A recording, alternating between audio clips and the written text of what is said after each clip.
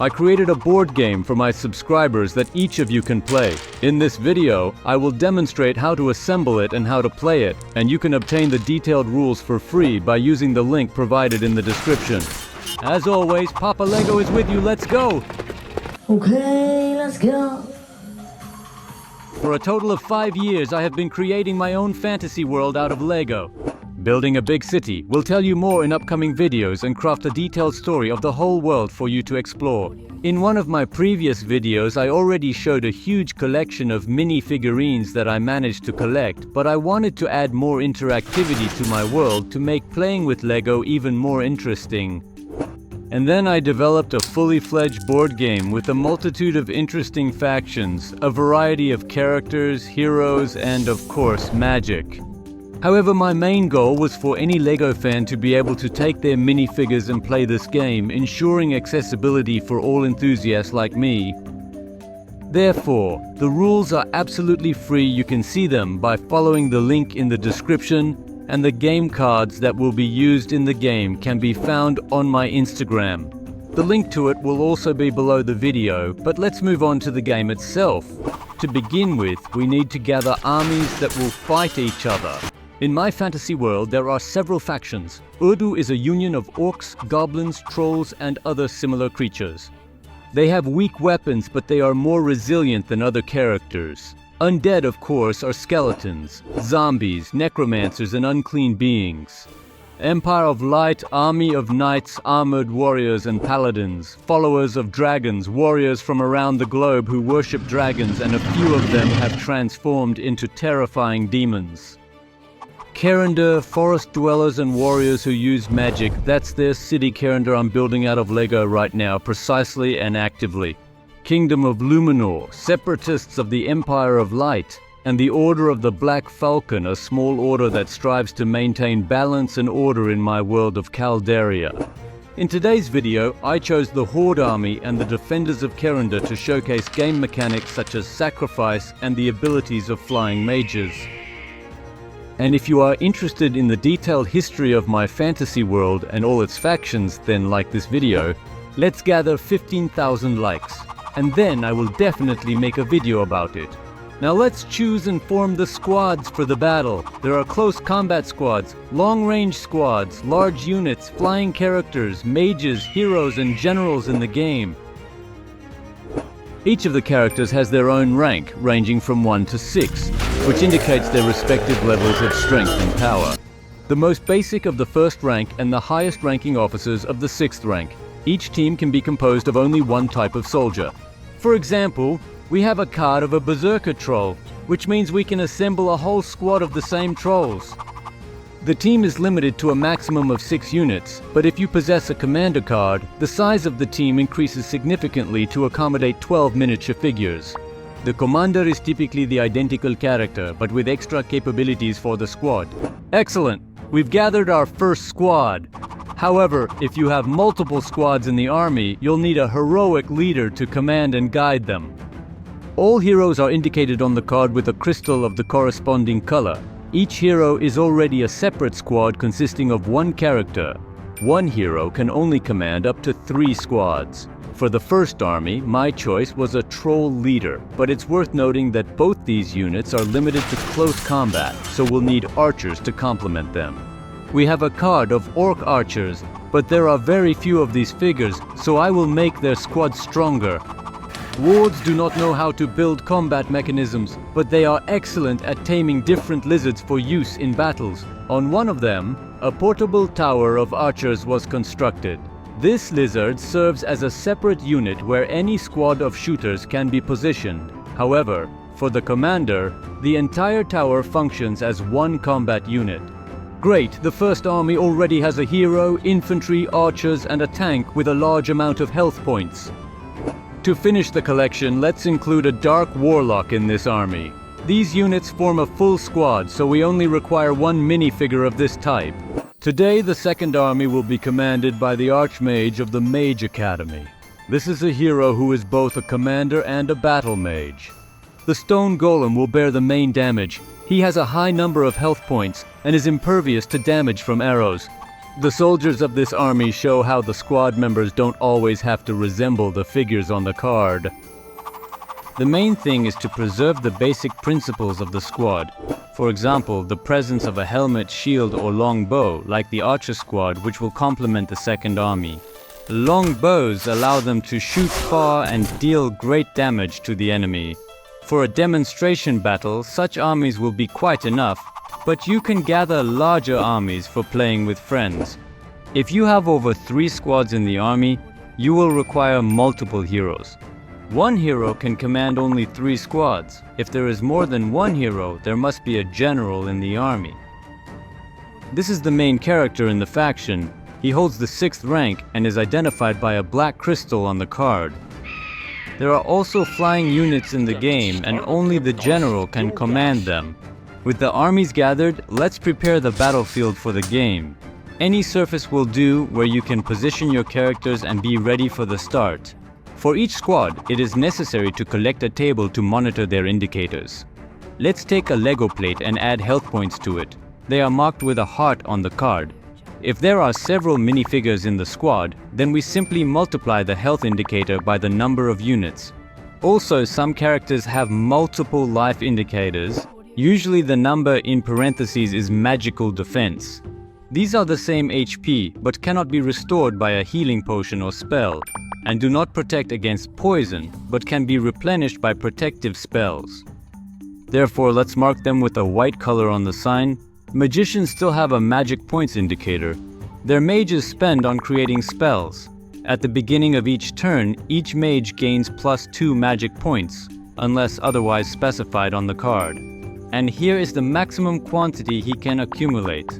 The leader of the troll can accumulate points of rage. They are distinct from magic. The troll acquires them when his squad eliminates a person. All the signs are ready. Now you can deploy the armies on the battlefield. Squads are deployed in the starting zone, within 12 inches from the edge of the table. All units in the squad must be no more than 1 step away from each other. Also, the squads that are subordinate to our hero must stand within a radius of 12 inches from him. If the squad is further away, then at the end of the turn it undergoes a morale check. If the hero dies, then all squads will also undergo a morale check every turn. To determine who goes first, use dice. Such a cube is commonly referred to as a D6. It would be fantastic if you take as many of these cubes as you can for the game. You will also need a game ruler in order to measure the steps and distance between squads. You can create a ruler like that at home using regular cardboard or paper. Each move in the game is always equivalent to 1 inch. The game is divided into moves. Each turn has phases, magic heroes, movement, attack, and calculation of damage. At the start of the turn, all mages get their initial magic points. They use them for casting spells. Every mage has multiple abilities listed on their card, as well as their own deck of spells that are unique to them. Each character can have no more than 5 spells in their deck, unless otherwise specified on the card. For instance, the Archmage is highly wise, possessing a total of 10 spells that he can utilize in the game to his advantage. Every player builds their deck using the cards they have for each mage in their army prior to the start of the game. The more potent the spell, the higher amount of magic points it necessitates. To cast a spell, you need to roll 2 6-sided dice. The required number for creation is indicated on the spell card. If the creation failed, the mage still spends his magic points. You have the option to skip this phase for your mages in order to accumulate additional magic points for the next turn and utilize more potent spells. When all mages and heroes have taken their turns or skipped first phase, movement phase begins. Each squad of your army can make a move if it has not been immobilized by a mage or is not in combat with an enemy squad. The total number of steps that your squad can move is indicated on its respective game card. When all squads have finished their movement or chosen to skip a phase, the attack starts.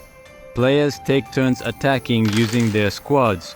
Archers have the ability to attack from a long distance. In order for them to be able to attack the enemy squad, it must be visible to them at least halfway.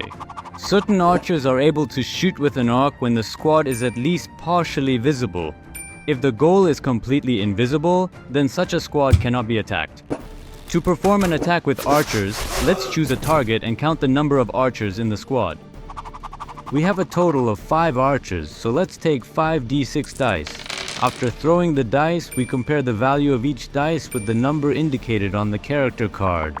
All indicators equal to or exceeding the number on the card are considered successful. We observe that 3 out of 5 arrows struck the squad, while the remaining 2 arrows failed to hit. Now your adversary is examining the defense indicator of his squad. By rolling 3 dice, he determines the number of his warriors who managed to evade the arrow or intercept it with their shield. Among the 3 cubes, just 1 is equal to or surpasses the defense rating of the troll. As a result, 2 arrows hit the characters directly. Now the initial player rolls a pair of dice to determine the extent of damage that the archers were able to cause to the enemy squad. He adds the damage value indicated on the archer's card to the result of each die and calculates the total sum. Now, it is the turn of the second player to roll 2 dice and add the armor value of their units to the result of each roll. He will ascertain the damage his troll's armor has blocked. The disparity in results is the damage the archers inflicted on the trolls, revealing the effectiveness of the armor. Now we have the ability to subtract it from the overall number of squad health points.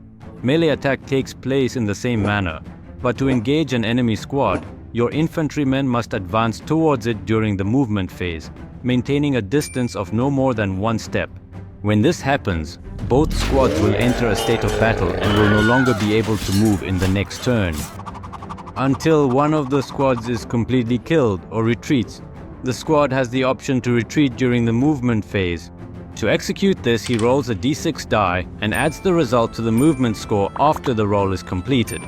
He will be able to take this number of steps backwards.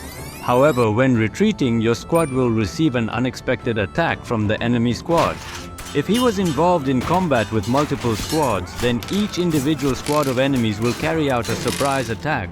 When multiple squads are engaged in battle, each of them can solely attack the squads they are presently fighting against. In the current turn, he will only have the ability to attack 1 squad. Your archers will not have the capability to attack trolls if they are already involved in close combat with your squad. Otherwise, they will kill their own characters. When all squads have completed an attack or skipped a phase, damage calculation and morale check of the soldiers begins. Trolls suffered 7 points of damage during the turn. We observe on the card that a single troll possesses 3 health points. So 2 trolls died and 1 troll in the squad is wounded. We immediately remove the dead trolls from the battlefield. The wounded troll will take damage first in the next turn, so by dealing 2 points of damage to them in the next turn, this troll will die and leave the battlefield. The characters who perish due to the damage sustained in the heroes and magic phase exit the game during the same phase, but the morale check is conducted only once at the conclusion of the turn. If your squad has suffered losses, it undergoes a morale check. To do this, we look at the morale indicator of the squad in the card. In trolls, it is equal to 2. We add the number of units killed to it, and then we compare the obtained sum with the result of rolling a d6. If it is equal to or greater than the moral indicator, then the check is passed. If less, then your character's panicked. Subtract the result of a d6 roll from the total obtained and see how many units have fled the battlefield in panic. They clear the table and completely drop out of the game. After the morality check is completed, the next turn begins and all actions are repeated again. To make the game even more interesting, you can come up with various plots for it. For example, fight until you completely destroy the enemy. Your task will be either to eliminate the general or to potentially acquire an enemy artifact. You can also participate in a complete campaign, each player for themselves or split into 2 teams and collaborate. In the game you can already utilize different potions, but if you enjoy the board game, I will introduce an augmentation to the rules and incorporate artifacts for the heroes, the capability to besiege castles, cards for siege weapons, as well as legendary characters for solo play or with a group of companions. I translated the rules of the game into English using a translator. Therefore, if you have any questions, please feel free to email them to me. The rules will be in the description, and the character cards will be on my Instagram. Be sure to write in the comments if you like the game.